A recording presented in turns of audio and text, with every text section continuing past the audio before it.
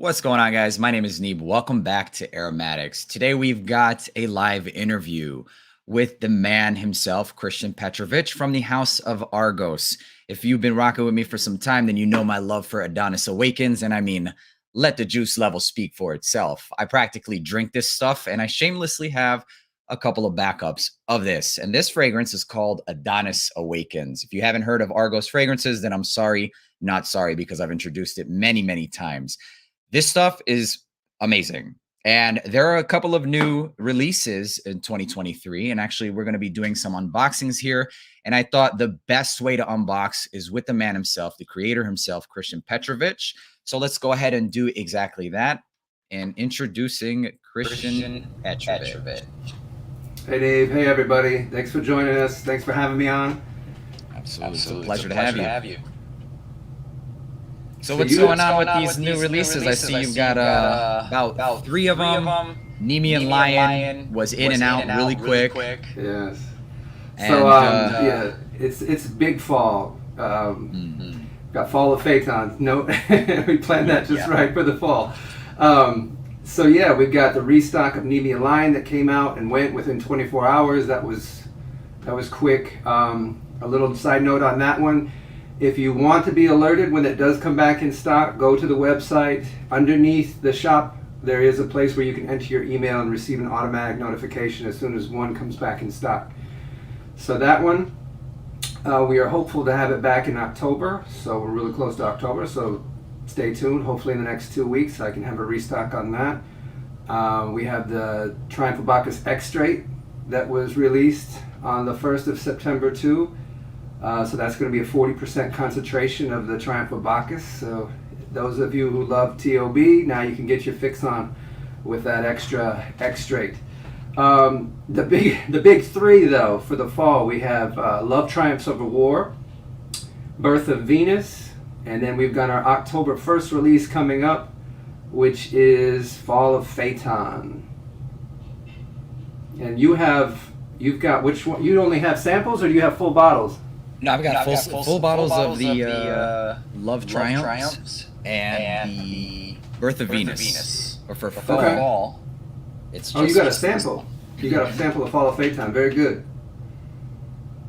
Yeah. So we're going to go ahead and unbox this. Unfortunately, sorry guys, I couldn't get away from the echo whenever I speak. So hope you guys can be patient with that. But here we go. I'll try not to speak too much, I guess. But here we go. So this one I'm going to open.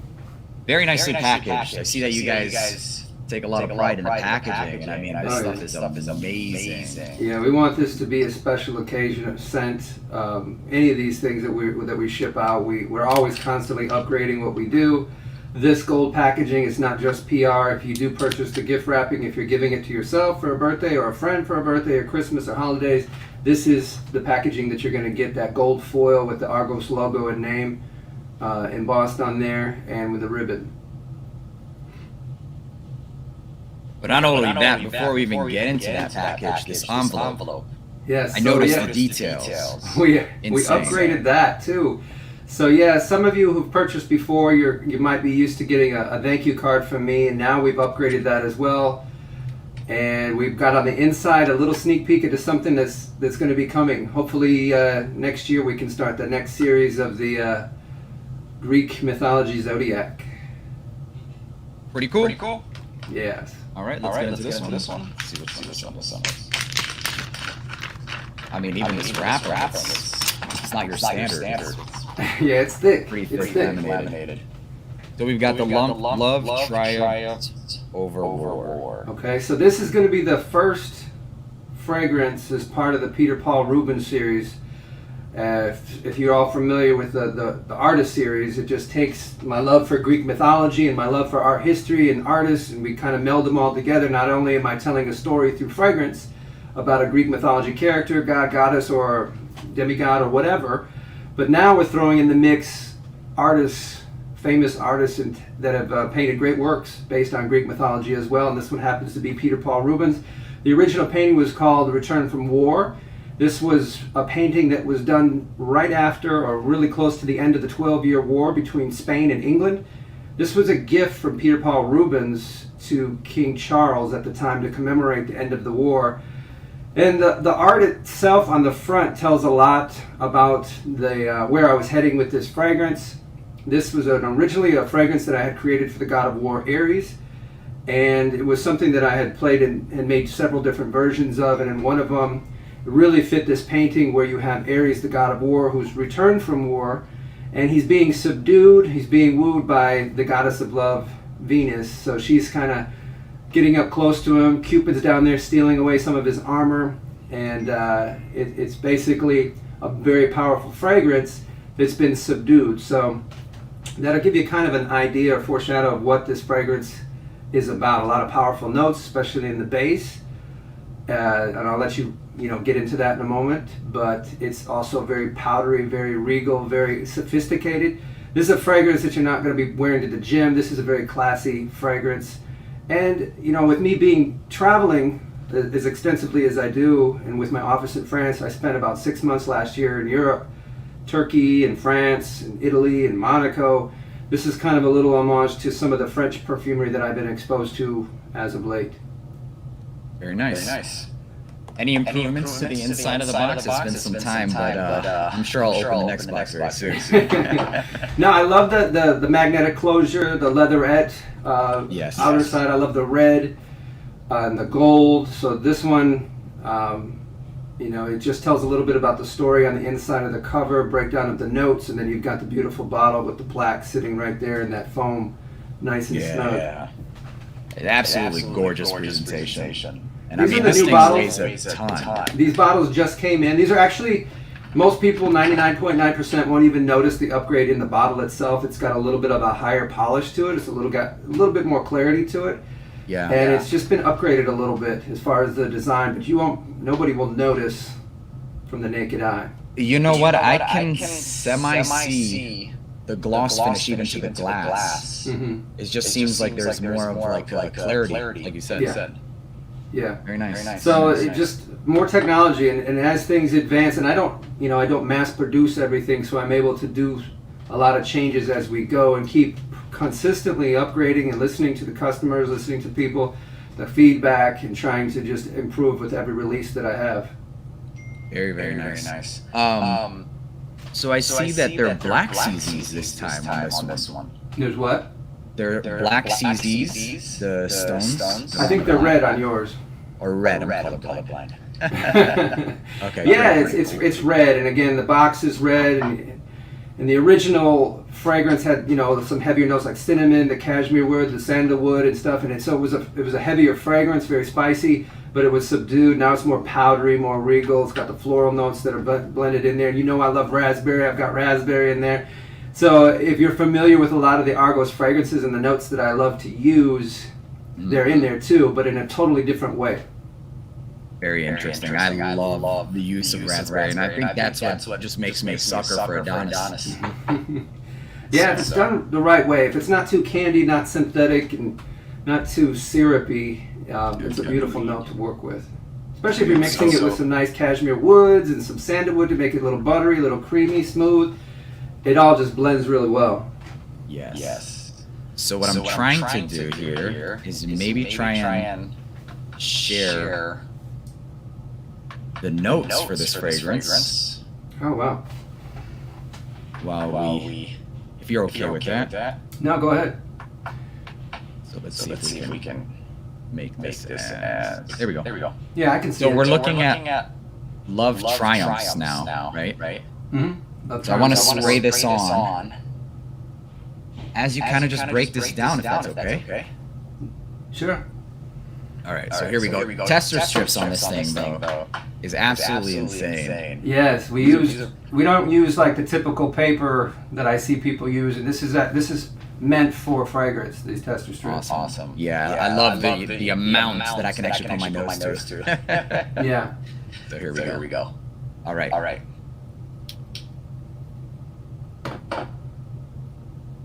Beautiful distribution. Let's just look at that first. Yeah, I got the pressure sensitive atomizer with the microatomization.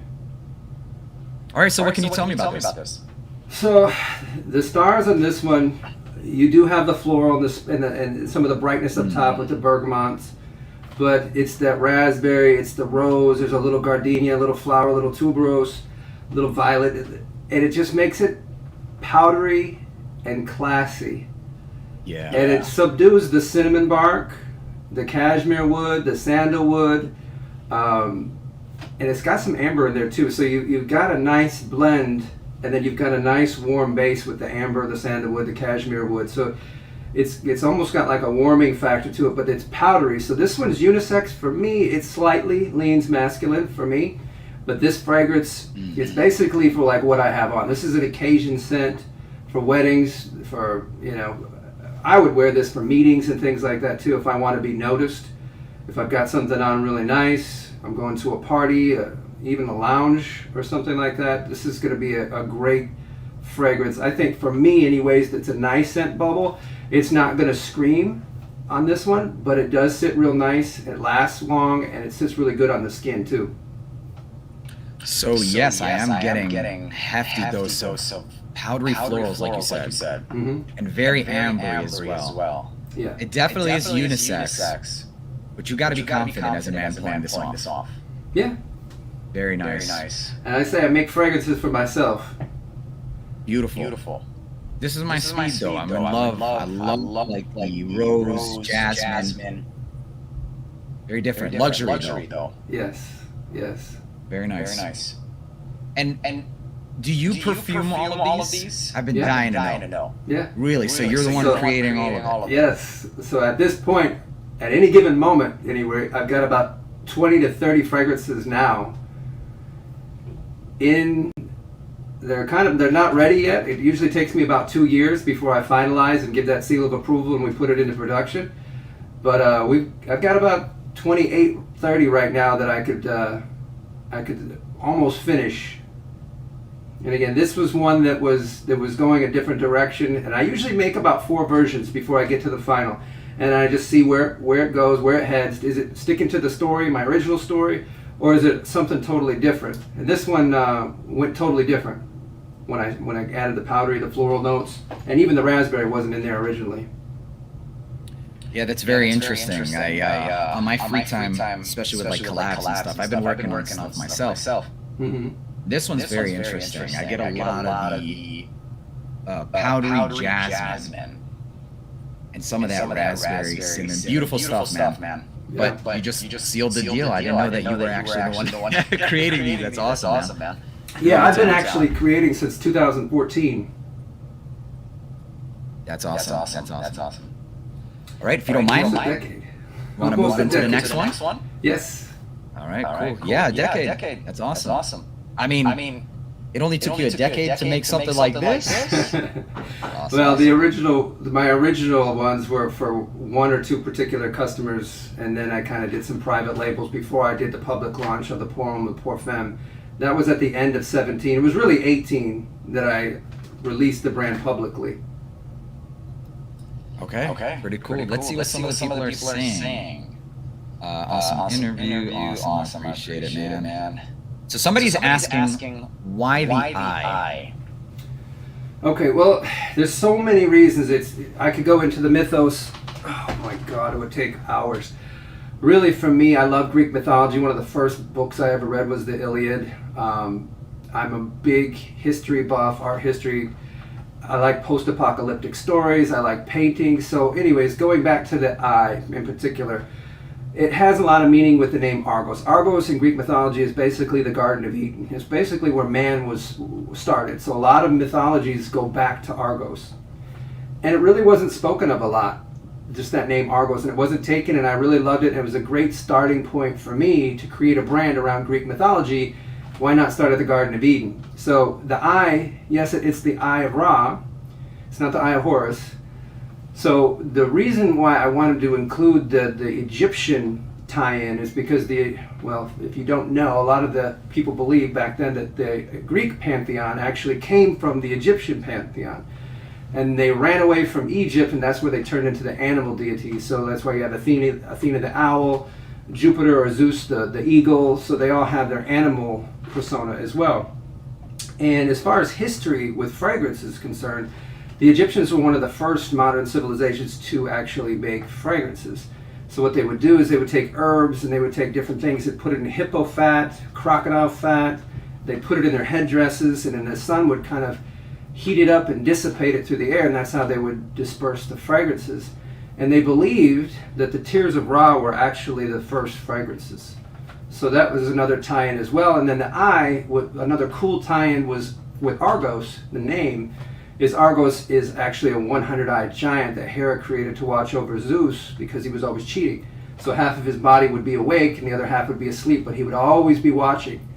So it was the eye that was tied back in as one of his eyes. And when Zeus got tired of being tattled on, he sent Mercury over to play his magical flute, and he actually made Argos fall asleep completely. Mercury cut his head off, and then Hera immortalized him in the stars with the peacock.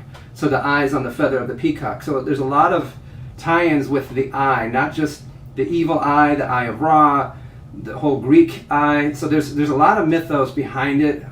There's a lot of stories on the website. I'll be adding more as I go.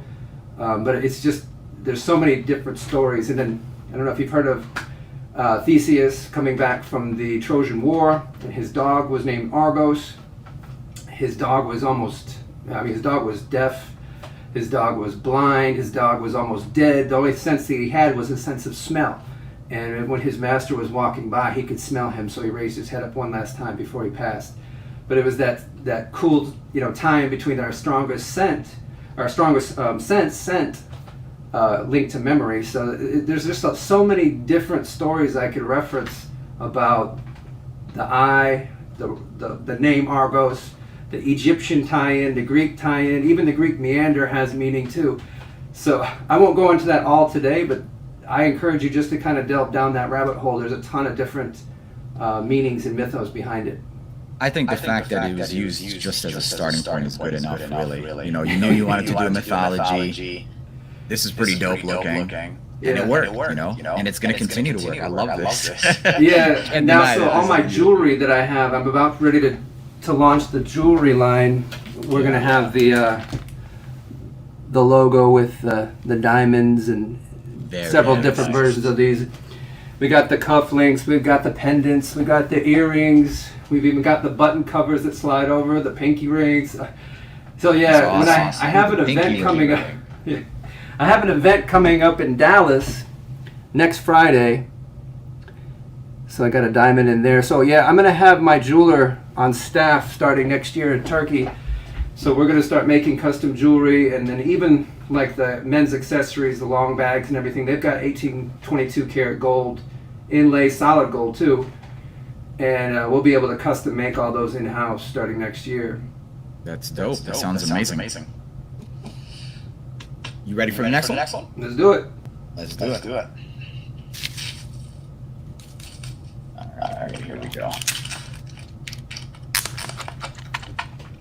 You must have a lot of staff, man. This got to take some time. Yes, it does take a lot of time. Another side note too, our engraving service just started back up today. We had to shut it down for about a month because the laser, one of the lenses broke on that, so I just replaced that last night. So we're going to start that back up. Yeah, I believe I got two of my bottles engraved. It's a pretty nice option to have. It's a great option, and the sky is the limit as far as the fonts. So we're constantly adding new fonts, but it was shut down for about a month, and people were getting used to that, and they were kind of upset that I had to take it away. But hey, there's nothing I could do when the lens breaks. I got to order a new part and wait till it comes in. Right.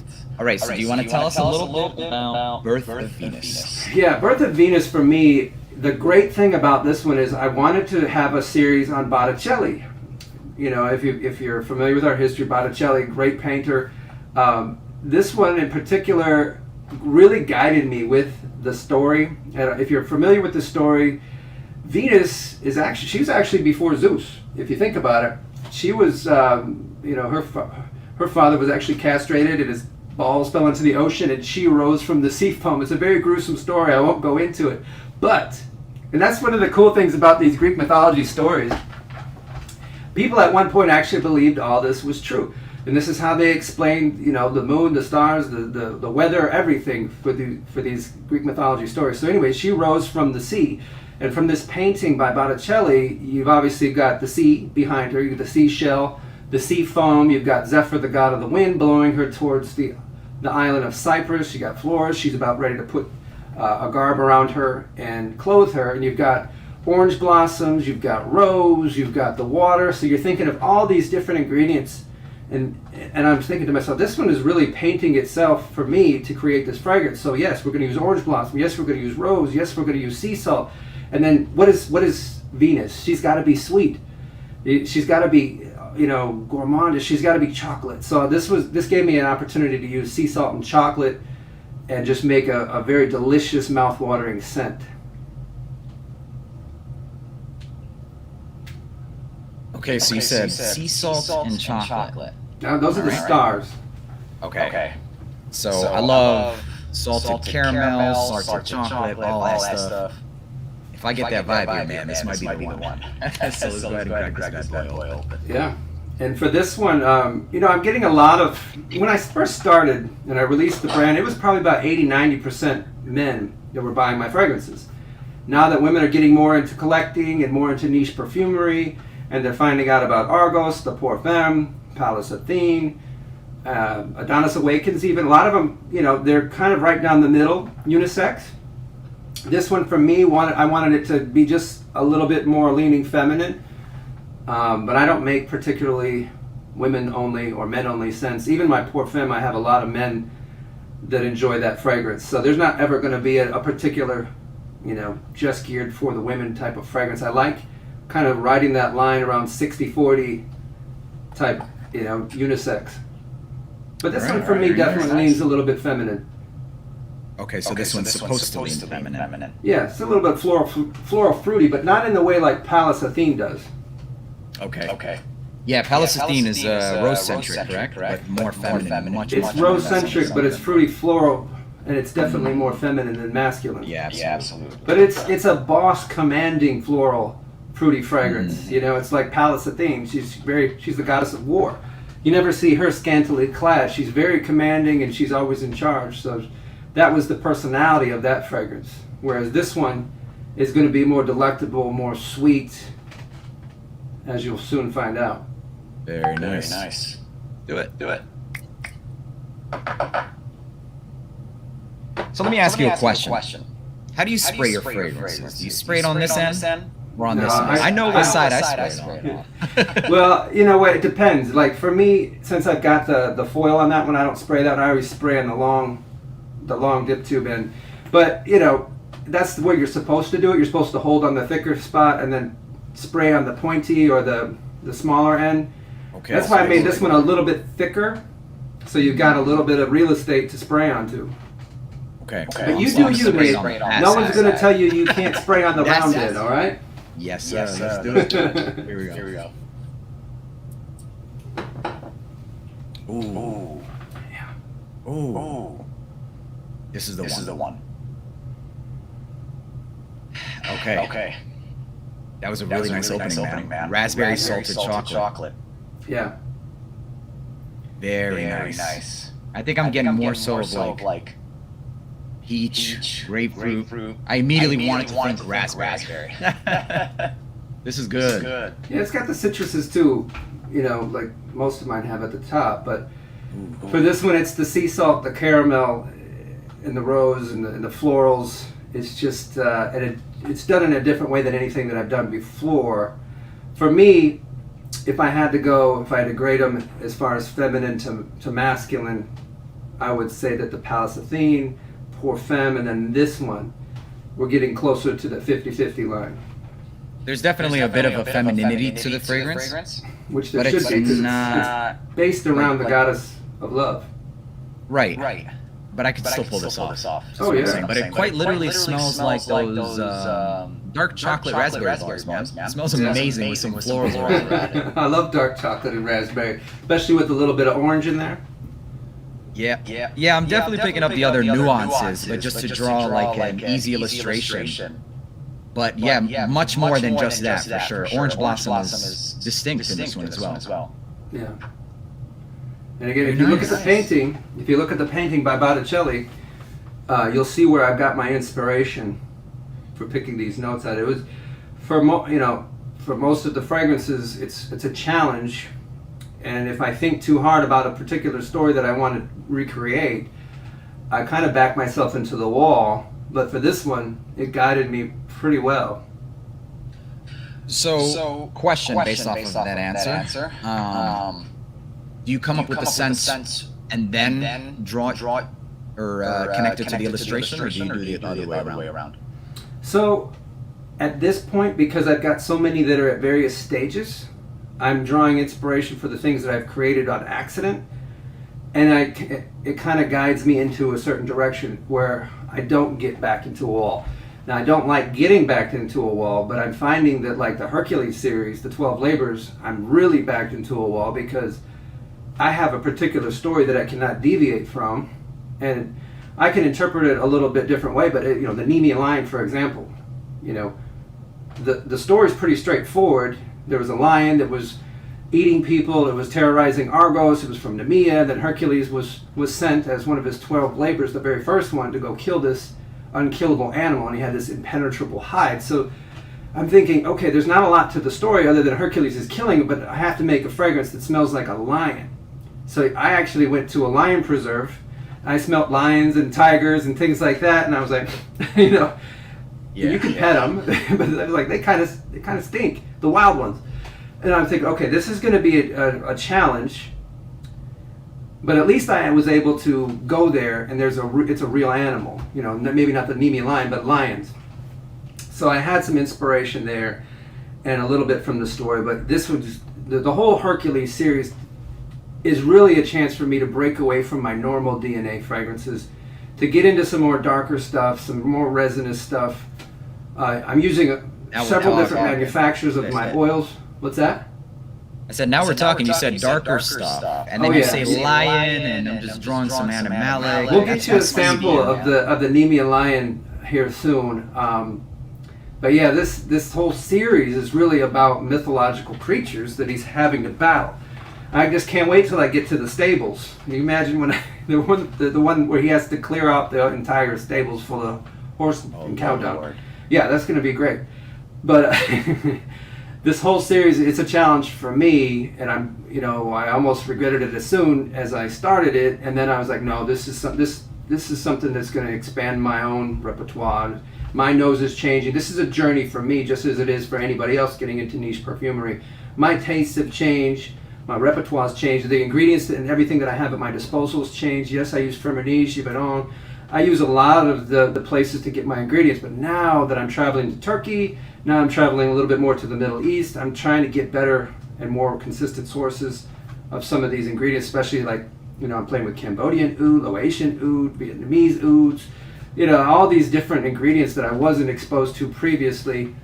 And you'll see, you will also heavy animalic ouds with Nemean lion. Right, you'll appeal to a whole new audience as well. Like even me myself, I'm generally not into like lighter fragrances, soft florals. I'm more into everything that you just mentioned that's going to be included with the Hercules line, correct? Yeah.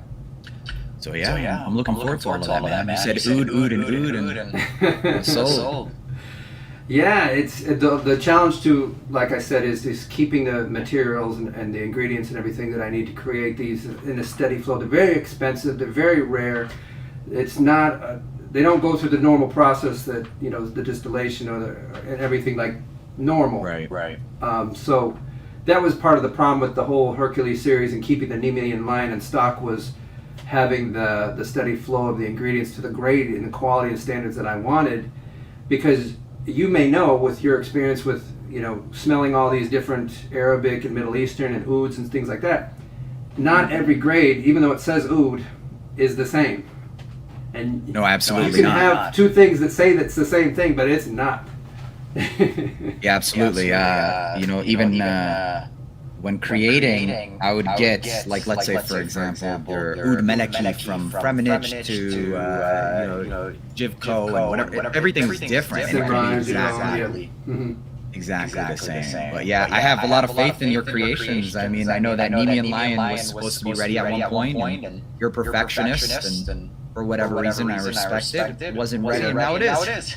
Yeah, the second batch that I made was just different, and I had to cut my ties with that manufacturer of some of the ingredients, unfortunately. Respect that. And that for me was a loss of about $50,000 worth of ingredients that I couldn't use for what it was intended. Could have been a bigger loss. Yeah, well, you can't get your reputation back. Exactly. Sean Conley with the $5 super chat. God bless you, brother. I might be in the minority, but I'll be rocking Nemean Lion quite a bit in the cold weather. Also, will you be doing white gold pieces on the jewelry? Yes, we can do anything. We can do, like I said, 18, 20. We're going to have my own atelier, my own jeweler is going to be in the house when I get everything set up in Istanbul. So I'm in Büyükçekmece, which is about 30 minutes outside of Istanbul. It's right up the coast. And next time I go back there, I'll be actually there for New Year's before I go to Paris for New Year's. But I have a villa right there in Büyükçekmece, so I'm looking for manufacturing space right now. Next year when I go out there, hopefully by the end of next summer, I'll have the warehouse and everything started, at least the process of building it out, and some of the equipment will be on order. I don't anticipate having it running by the end of next year, but by 2025 I should be doing distribution to the CIS and just to part of Europe at least from that particular facility. All right, very interesting. I'm looking forward to the jewelry, man. I love the Eye of Rome. So, we got the last one here, if I'm not mistaken, which is Fall of Pantheon. Fall of Phaeton. So Fall of Phaeton, yes. Yeah, Phaeton. No problem with any of the words. You'll get to know them. And that's one of the cool things about doing these lives is people get to hear how I pronounce it and what the story is and everything. So this one is actually the second painting that I was inspired by from Rubens. Fall of Phaeton, and I'd actually had more familiarity with this particular painting than I did Return from War for Love Triumphs Over War. So this one is really cool because it ties in a lot of different mythologies, some Egyptian mythologies, some Greek mythology, and this is also a tie-in to this lost city of Atlantis.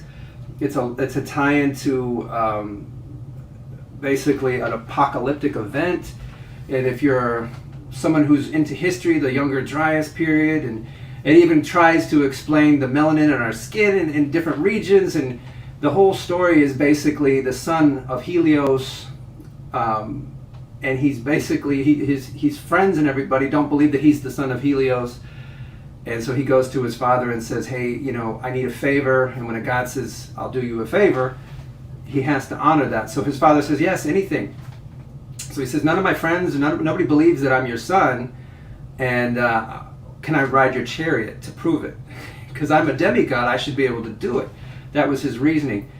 And he's like, no, anything but that. But he just wouldn't take no for an answer. So ultimately he got on the chariot, and the horses threw him, bucked him. He flew too high, he flew too low, he scorched the earth, he froze the earth, and all the gods and goddesses were screaming to Zeus to do something. And Apollo or Helios was just like, oh my God, what have I done? So Zeus regretfully had to throw a lightning bolt and strike him down off the chariot just to save the earth. And for most of the stories that you read about Phaeton, it's a hubris story. It's the overexuberance, it's the ignorance of youth trying to do more than you can, biting off more than you can chew. But for this particular painting with Rubens that really drew me in, it was the gracefulness at which he's falling from the chariot. It's the almost respectfulness that he's given in this particular painting and story from Rubens. And I somehow related it, at least to my journey into perfumery, into how people viewed me getting into this and not knowing who I was and not having a traditional background and going to a traditional school for perfumery and working for any of the manufacturers, because that's usually how you start. So it was almost like my hubris, me getting into this, but it was also, the story has this quote that really drew me in, and it really tied it all in. It was, even though he greatly failed, even more greatly so he dared. And that was basically me getting into this whole perfumery thing and creating a brand around that. without having a lot of experience into it and not having really many different, I didn't really have a lot of things at my disposal when I first started. I had a really close friend of mine in New York whose family is in the perfume business, and he was kind enough to take me under his wing when I first started. So it's not easy. It's when most people say they're interested in doing it, I'm like, don't. Unless you really love it, it's a really true passion of yours. Yeah. It's really tough. It's not easy. It's expensive, and you don't get a lot of friends in the business, at least on the business end of sides, the creation side. It's definitely expensive. And since we're talking a little bit of history, what's your history with Michigan, man? Yeah, tell me. That was interesting to find out that you're in Troy or Lansing. I'm in Troy, but I'm in the medical field, and I had a contract working at Bronson Battle Creek. Okay. Yeah, and some people don't know, but my background is actually, I'm a licensed therapist. So I went to Kalamazoo, Western Michigan University, for my studies. I lived in Grand Rapids for a while. I lived in Ada, lived in Lowell, like I said, at Kalamazoo. So I worked at Bronson and Borges, did my clinicals at Bronson. That's awesome. Did occupational therapy, did geriatrics, did inpatient, outpatient, home therapy, pediatrics, ortho. I did it all. I had a medical staffing agency. I had 56 therapists and nurses under my direction at one point. I staffed out home agencies. I was a rehab director for a skilled nursing facility in, I want to say, it was like an hour away from Kalamazoo, but I was all over. I even did catastrophic injury. I did barrier-free accessible design houses. So when somebody was in an auto accident, because Michigan was a no-fault state with insurance, I would go with the adjusters and everybody, and I would recommend elevators and ramps or knock the house down and build something new. So yeah, that was another lifetime ago. I haven't treated a patient. Seems like it, eh? I haven't treated a patient in almost 7 years now. I kept my license for a while. Like I said, this is a very expensive profession to get into, and nobody was giving me money to do this. Now, yes, I have real estate and I have other things obviously on the side, but this is not something that most people can get into just from the sheer cost of the ingredients and learning and the time it takes. It's not easily accessible, let's put it that way. So yeah, I kept my day job for a long time until I was comfortable to step out and just do the real estate and just do the fragrance. And now my wife, who does insurance, she's stepping away a little bit for the insurance to get into just the real estate, and then helping me out a lot with answering and helping out with the customer service end of things. That's awesome, man. That's awesome.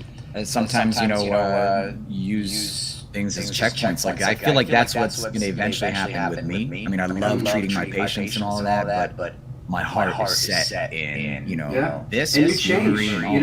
My companies were all called Renaissance this, Renaissance that, Renaissance Rehab, Renaissance. It is because, that's how life should be. You go into these moments of your life, it's like a Renaissance phase. Like, yes, you love the treatment, you love helping people, but then again, you get bogged down with the paperwork, the reimbursement issues, the insurance claims, and it's like, man, this is not why I got into this. And then, for a while, I was like, am I really helping people? I'm not happy, and I'm happy doing this other thing. So, you got to do it smart. You can't, go hungry trying to be in the fragrance business, which you could easily do. But yeah, you just got to be smart, have a couple other things going, because you never know what you're going to really love and where your passion is going to take you. And I could have stayed easily with healthcare and done other things. Like I said, I did rehab directing. I did pretty much every area of therapy. I tried, I explored, and I excelled at it. And then I fizzled out. I just got burnt out. Actually, when I moved to Texas, almost 13 years ago. I was getting more into the DME side of things, doing the medical devices. The reimbursement was great. And it was, coming down to a southern state, there was going to be a lot more, clientele here for me. But then Obamacare, competitive bidding, and then everything changed. The reimbursement changed, and it was like I came down to Texas, and every husband-wife therapist team was lowballing me on all the contracts. And I was like, what am I doing? So again, for a while, you're just, you're not master of anything, but you know a little bit enough to make you dangerous. And then hopefully you find what you're really passionate about, and you can turn that into a profession. Exactly. It's beautiful how sometimes God just has a plan for you, but you just never stop. You don't lose until you stop. And you never stop, clearly. The success. I mean, I'm always learning. I'm always changing it. When people ask me about the fragrance business who've known me from the start, I say I'm just getting started. Because, again, this is a journey for me as it is for anybody else. And I think, maybe it is a little bit of an advantage not having that traditional background, because I'm not really stuck into one specific, I guess. I mean, you can see the DNA. You can sense the DNA in my fragrances, yes. It's like old world with a modern twist. I want these fragrances to be forever. I don't want these to be so nuanced or old school that they're not gonna be relevant. I want these fragrances to be relevant forever, and I always have that in the back of my mind. But I love being able to do different series. So I mentioned that I might do the Zodiac series. I've got the Hercules series, and I've got the Artist series. Never stops. It never stops. I have so many things. 101. I have so many. Stop hustling. Yeah, well, I was an artist myself too. I didn't get a lot of time to paint. When you're in healthcare, you really don't have a lot of free time. If you lift and you try to do sports, and then you're in the healthcare field, that's it. And then you get married, and then you have kids, and time really just gets shrunk down. You get married, it's over. Well, it's not necessarily over, but you only got so much time in your day in this pie, and it's all split up. I was thinking of my son. He's got martial arts on Monday, Wednesday, Friday, Saturday, piano, school, soccer. I'm like, what the heck? It just happened. Yeah. Makes everything that you're hustling for worth it, though. It's worth it. I'm hopefully creating another perfumer. He loves coming into my office, and he's spraying me, Daddy. Let me try. I'll be there in about an hour or so. Mm-hmm. But anyway. All right. So Fall of Pantheon. You ready for it? Fall of Phaeton? Fall of Phaeton. I'm sorry. I don't think you caught my joke there. You said your next perfumer is going to be there, or whatever I said. I'll be there in an hour. Oh, okay. I thought you said you were almost out of time. No. No worries at all. Yeah, if you're ever in Turkey, Neeb, let me know. I don't know if you travel a lot or what your background is, or if you have family over there or whatever. But I'm going to be spending. My mother is of Turkish descent. So. Well, if you're ever over near Istanbul, which if you fly in that area, you have to go to that new airport, which I'm hopefully going to be opening a boutique in that airport, because it's a beautiful airport. 26 million people go through that airport every year, so that would be a great place to have Argos. That would be beautiful. Okay, so Fall of Phaeton. Okay, so let me quarterback this one, yeah. So Phaeton, I gave you the story, and for me, this one didn't paint itself as much as Botticelli's Birth of Venus. However, when you're looking at this fragrance and you're seeing all the chaos around, you got the Horai, which are in charge of the months and the season and time itself. And if you look hard in the painting, you'll actually see the zodiac as well, and that's supposed to signify time, stopping, speeding up, and slowing down. And then you've got the lightning coming through, which is Zeus's thunderbolt knocking Phaeton off of the chariot. You got the horses that breathe fire. His hair's on fire. So this is a very chaotic scent. This is heavier. This is more resinous. This is smokier. This one's a little bit spicier. So this one, on purpose, I wanted this one to be an October 1st release because it was so stinking hot this summer. This one I wanted to be in the cooler months, which it hasn't really cooled off too much in Texas. It's like 95 today. But I'm hoping by October 1st we, get down into the 90s and 80s like we should. So yeah, you've got, this one's a little bit simpler. You do have the agarwood, the lavender, you have some powderiness into it. Lavender, you've got some resinous, the musk, the vanilla, the leather, the tonka beans. So that, this one doesn't have as much of the ingredients playing, but it's a very chaotic scent, but blended beautifully. Now the problem that I had with this one was making sure that it was still clear and not muddled. I don't like it when fragrances are so chaotic and they've got so much going on, not just with the amount of ingredients that go into them and the notes, but when you get it, it doesn't make sense. It doesn't have any direction to it, and it just feels like it especially after a minute or something after the initial blast. You're like, this is too crazy, this is too muddled, I can't stand that. This one really, that was the challenge, but I think I succeeded with this one, and I can't wait to wear this one more in the cooler months. All right.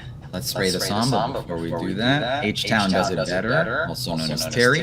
$10 super chat just because you said Texas. That's right. You do. Appreciate you, Terry. We love Houston. Here we go. Yeah, we sure do. All right. All of faith time. Ooh. Crisp. Very crisp. Nice spicy. Nothing too spicy.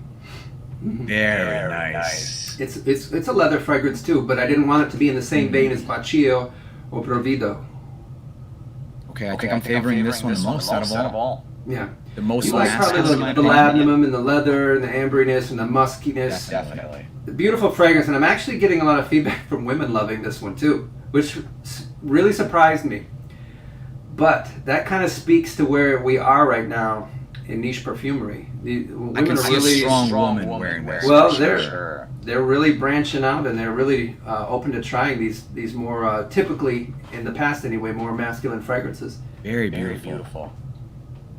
Very nice. I'm getting the oud. It's nothing crazy. This isn't animalic, but mostly leather. No. Mostly leather. Yeah, the leather, lavender mix and the musks. Very nice, man. Mm-hmm. This is going to be. It's another elevated experience. It's not so much. You don't get the regality and the high society as you do with Love Triumphs Over War with the powderiness. But you're not as animalic and you're not as green and herbaceous as you are with Provido. This one kind of sits in the middle. But it's great for the cooler weather, great for the cooler evenings. And I'm going to be wearing this one a lot this summer. I'm sorry, this winter with my regular jacket, not my suits. I love that pink pepper blast for sure. And very nice suit, by the way. Thank you. Yeah, this is my I was going to do green. This is the knee package. I was almost... You were going to do I'm trying green? to figure out what I'm going to wear for the event next Friday. So again, if anybody is in Dallas, around Texas at all, and you want to come in next Saturday, all you have to do is RSVP. There's not a charge to get in, but if you don't RSVP, we do have security at the door, and they won't let you in. So go up to the Argos Fragrances Connoisseur, or I think I've been posting it a little bit on Instagram, or my team has, I don't know. But anyways, RSVP. It's going to be a great time. I will have Nimi in line there, so that you can sample it. I might be able to have a bottle or two on hand. We are going to be auctioning off this gift set here that I haven't gotten to yet. And this is the new display box for Argos. So this has got the crocodile skin here. We've got the nice matte gold to match the caps. As you can see, and if you're familiar with the Argos bottles, we've got that nice unique matte gold finish on those. So again, this one will be the new display. Very nice. And you said where's the event? This is going to be in Dallas, Texas at the Keith Johnson Art Gallery. It's real close to downtown. If you're coming in and you need to get a hotel, there's tons of hotels. We are going to have another artist on hand. His name's Abel Garcia. He's going to be he's basically working with me, and we're taking the art that was inspired. So we got some Rubens paintings. We got some Gustav Klimt from like Danier and Pallas Athene. And we're kind of remixing it with some of his style and my style. So we're going to have the paintings for auction. We've got the fragrances. We'll have one of these boxes up for auction with the fragrances. Proceeds go to the Source of Hope, which in Dallas, it's a local 501(c) that feeds the seniors here in Dallas. So it's a great cause. It's a great excuse to have a launch party and have a great time. We're also going to have an orchestra set. We're going to have an electric violinist, a DJ, plenty to drink, hors d'oeuvres. It's going to be a great time. 6:30 on Friday the 29th. So that's next week already. So if you haven't RSVP'd, we've already got almost 300 confirmed guests. And I don't think that includes their guests. So there's going to be quite a few people. I'd encourage you to attend if you can. And where can they RSVP? We have it on the Argos Fragrances Connoisseur page. So if you're not on Facebook, we'll post a link on the Instagram stories, so just keep checking those. We'll have a link. We'll post that by Monday on the Argos website for upcoming events. And that's pretty much it. Facebook and the website, you'll be able to RSVP. Okay, go ahead and tell us a little bit about this sick display. All right, so I love the velvet. So we got the red velvet to really make it pop. The crocodile skin, kind of an homage to the first Pour Homme and Pour Femme boxes that I released that have that crocodile skin. This will hold up to 12 fragrances right here. I think we 1, 2, 3, 4, 5. There's 10. If we really space these out enough, we can add a few more. So we did jump quite extensively here. We had 8 fragrances released, and then if you include the extrait, which is the Triumph of Bacchus extrait, we did change the plaque. So I am playing around with the enamels and some printing techniques with this one, and it does have the Swarovski crystals right here at the top, and then also in the cap like usual. So this one's got the 40% concentration. Here we have the Nemean Lion. So you get a kind of a sense of where I'm going with this new plate style. This one's just going to be a monotone gold with Hercules battling the Nemean Lion. So the next one, we've got Liern and Hydra. We've got all these different mythological beasts. And you can imagine we're going to be having different plates that are going to fit on here. They're going to be in the same style. Very so cool. I stand corrected. They're Swarovski crystals, correct? Yeah, Swarovski. Okay. And then we've got Fall of Phaeton here with beautiful enameling. Very nice. Yep, and he's fallen from the sky. These are hand painted, by the way, with the needles. The special process. We get the plates, and they're sort of like this. But even the Nemean Lion needs to be painted because it's more of a silver color when we get it, and they need to be painted a specific color to match the caps. And then they're put in a kiln, and we bake them, and that's how they cure. So it's very extensive, very time-consuming process. Very nice. Here's Love Triumphs Over War, which is the one I'm wearing right now today. It's kind of my scent of the day. And then here we have Birth of Venus. What a beautiful display. Man, if I keep getting any more from Argos, I'm going to need a display. Yes. And the cool thing about this too is if you got it in a room where there's a lot of sunlight, you can close this up, keep the sunlight out, protect your fragrances from dust, from dirt, from sun, from the kids, from the animals, whatever it is. You lock it up when you're done. It also has the cutouts so that you can put it in here real snug. This will come off, and then you can just push them down in there. Wow, very nice. So yeah, this is going to go to some of our distributors and our boutiques that carry the line. Though they should be getting boxes. Of course, they got to order them. They're not cheap to make, and they're not free to get. So we might be. Go ahead. Will you be selling them at all? Yes, we do. We're making just a select few of these, but we are going to make available a few of them on the website. We're hopefully going to do it by October 1st. If not, the first week of October, we should have these up on the website. Awesome. Very nice. What an extravagant display, man. It's beautiful. I love it. So yeah, I never got into making Argos to be minimalistic or anything like that. It was always to be unapologetically over the top. I don't recommend carrying this much weight around, but it's there. Right. Care to tell me about your suit? Love the jacket. Yeah, this is just a velvet, almost like a tuxedo jacket here with a unique lapel that I've got going on here. Very nice. Black on black. We've got the tuxedo pants. I'm hoping for the event that I'll have my green one in, my emerald green. And we even got the loafers. Very nice. Mm-hmm. So yeah, it's kind of like this is what I would be wearing when I wear Love Triumphs Over War. It's a great scent for events. The Fall of Phaeton is coming off really nicely on my hand, man. Yeah, it's a great scent.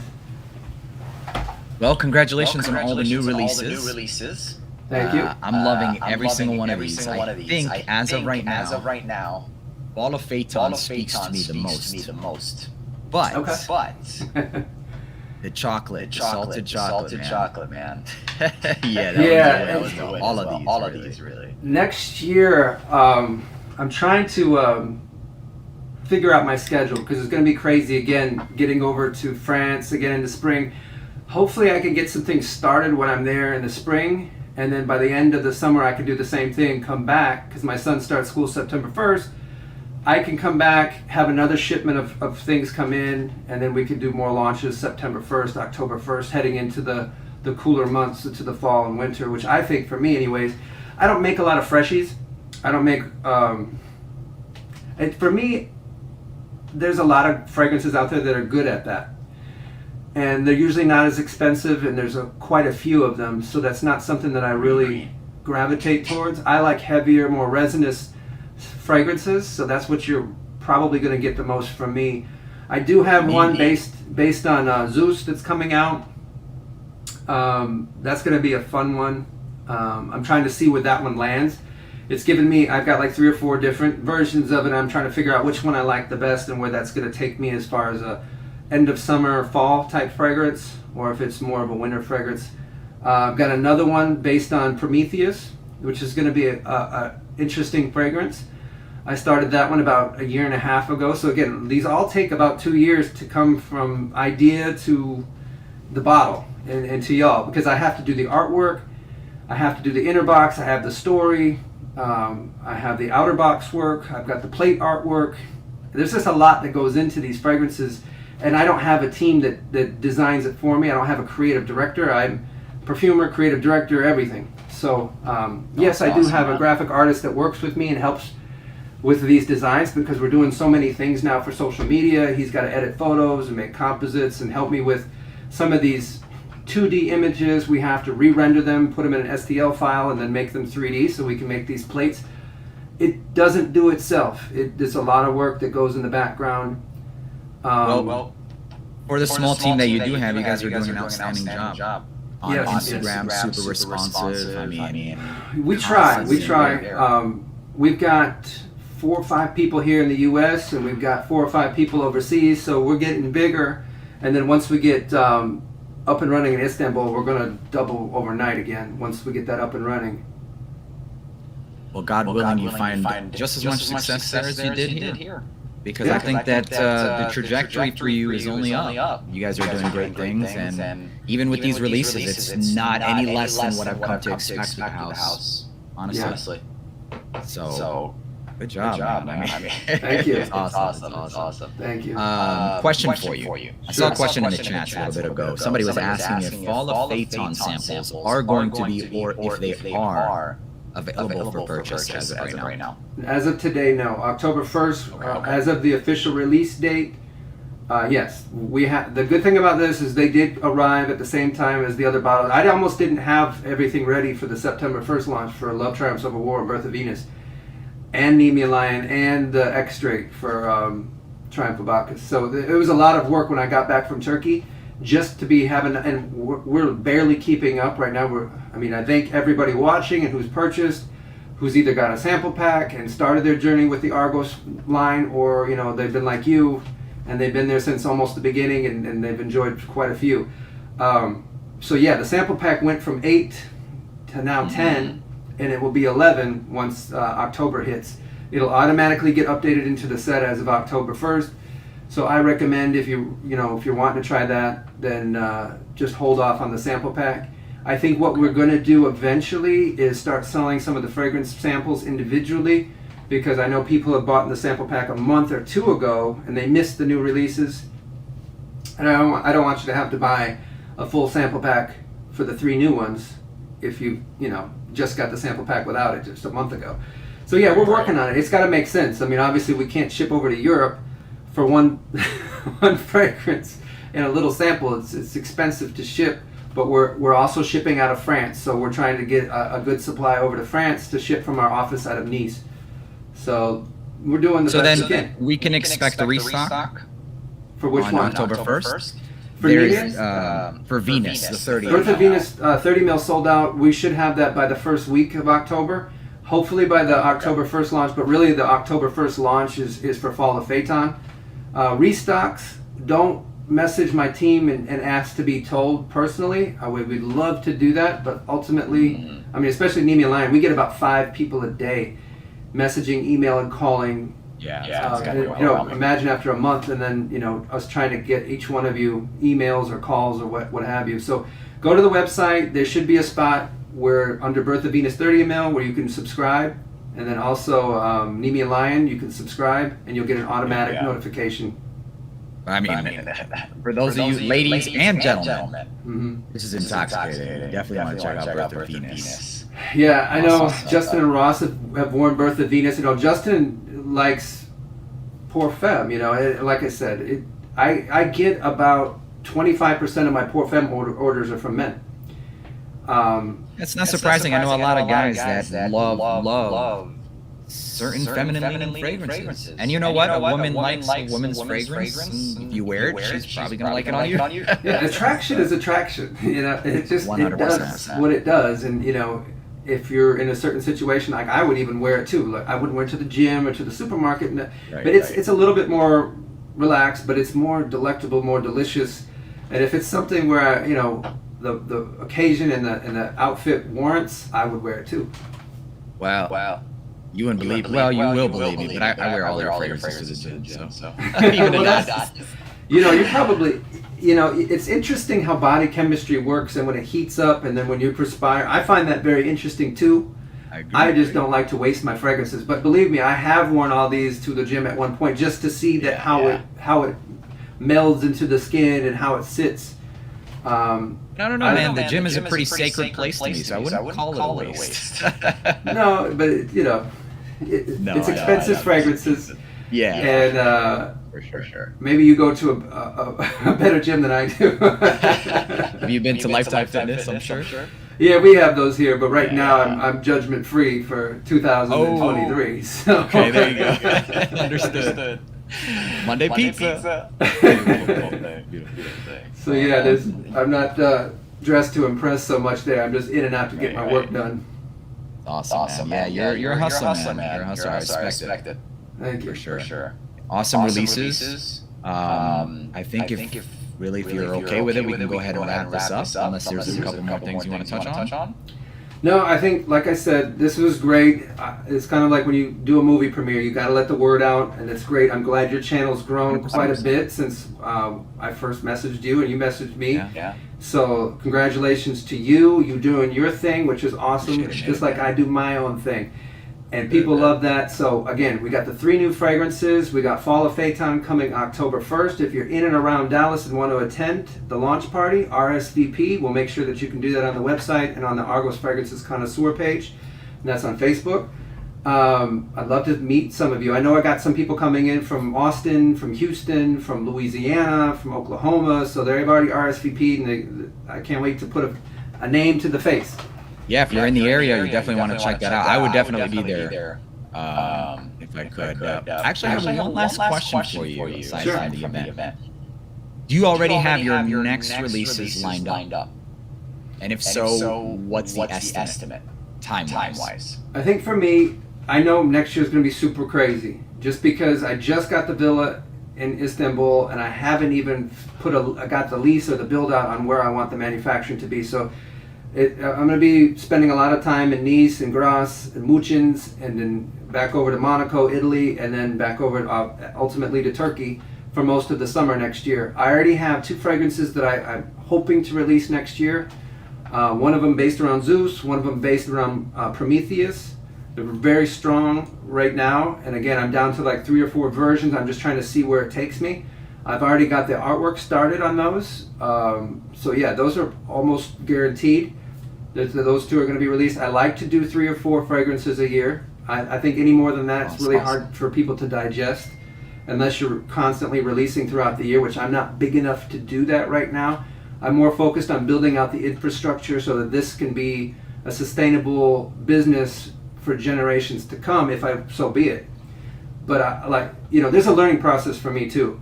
I don't pay somebody to fill my bottles, crimp my bottles, cap my bottles, do everything. Everything is done in-house. Everything's done by hand. Yes, we've got some machinery, and when the warehouse, the fulfillment center in Turkey is up and running, we're going to utilize the space and get some more machinery to help meet the demand. As of this week, we cut off all new distribution with new people that are messaging us all the time to go, send our bottles here or there.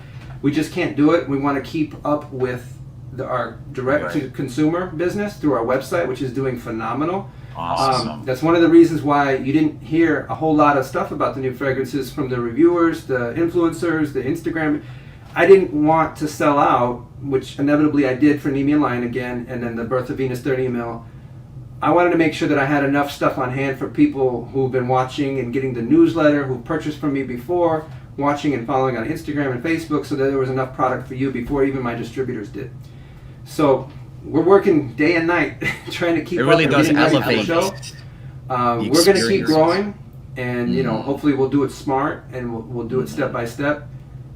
So if you're in a country that doesn't have Argos yet, just sit tight. We're working on it. Once I get stuff running up in Turkey, it's really gonna help with distribution to the Middle East, CIS regions, and then it'll take off the burden for my small staff in France. So.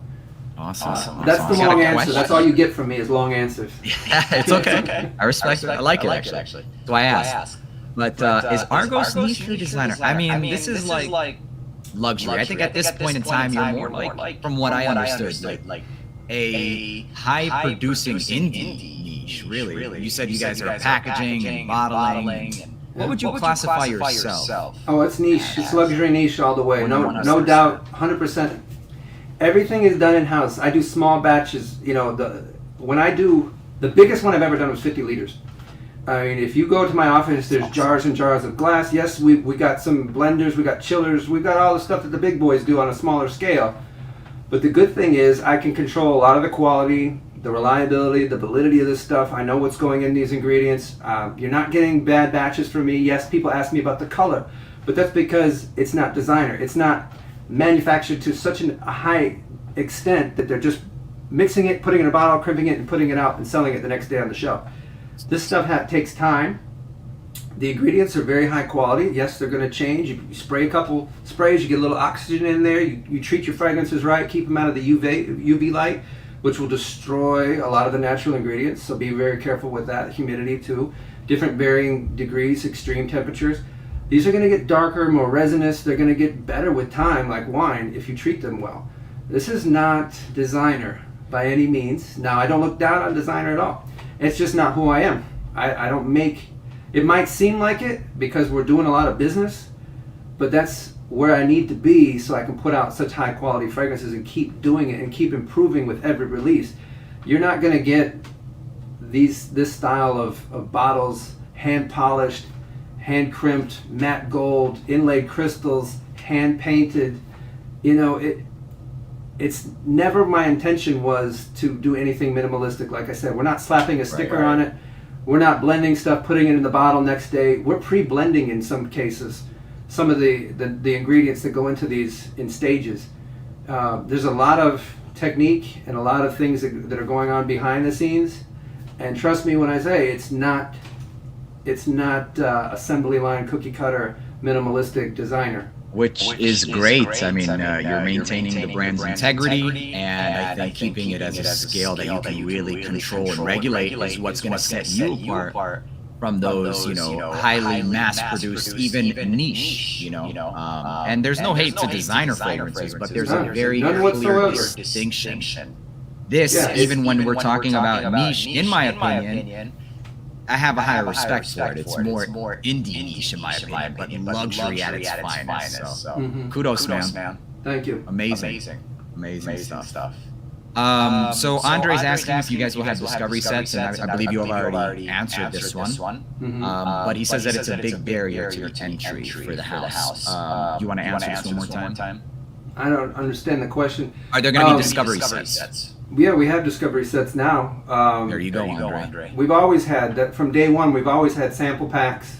If you hold up one that you had there, they all come in a nice book, which is basically the same artwork you'd receive on the box. It's got the story on the inside of the card. It's got the note breakdown too, 2 ml samples. So those are always available. Yep, and now we got the new testers. And you also include these? Yeah. So yeah. Well, I thought it'd be great if you could answer that. But anyways, Christian. Yes. Anything else you would like to wrap this up with? No, just I appreciate your time. I appreciate you helping me get the word out. You've been a good supporter since day one. Like I said, you love the Adonis Awakens. Beautiful fragrance, Don't drink it, although I will make more. And that's, again, Nemia line, I will make more. TOB extrait, I will make more. BOV 30 ml, it will be back. Don't wait. You know, if you're on the fence and it's a lot of money and it's an investment, get the sample pack. We will put Fall of Phaeton into the sample pack as of October 1st. And then we're working on developing a way for people to purchase a few samples if they've just already purchased the full sample pack, maybe without the 3 new ones. Awesome. And if price is a obstacle, you can use my code. Check the description. We've got all of that good stuff. Yep, and then we also do have the 30 mils. Don't forget about those. There you go. Now, of course, as everybody knows, if you get the smaller bottle, per ml, it's more costly. But actually, this costs me more money to make the small version than it does the big version, just because we don't change the experience, really. It is a smaller size, obviously, but we still have the same full metal cap, matte gold. We still have, if you have the Nemia line 100 ml, you know what to expect in the 30 ml. I'll open this up so you can see them side by side. But you got the 100 right here. So it's just the mini-me, okay? It's not, Very nice. A smaller version that's stripped down. No, it's just a smaller size. We're also coming out with these new real leather travel bags for the 30 mls. We might have them for the 100 mls coming up too. And this is a great way if you travel. That's really what the 30 mls are for. Very nice. Which is great. Again, full grain leather with the Argos logo on there. Really nice. We're going to probably come out with different colors. We got blue, green, black, white. So that might be something that we do a drop in October. Awesome. All right, Christian. Appreciate your time. Thank you for being here. And you have a lifetime supporter. Myself. Well, I appreciate that, Steve, again. We appreciate you helping spread the word. Absolutely. So hopefully we'll get to do this again someday, because I'm just getting started. It's a pleasure, and you're more than welcome at any time. All right, brother. You have a good evening. All right, man. Thank you. Right, thanks for everybody for watching. Thank you guys for watching. If you're not already subscribed, you know what to do. Until the next one. Peace. Ciao.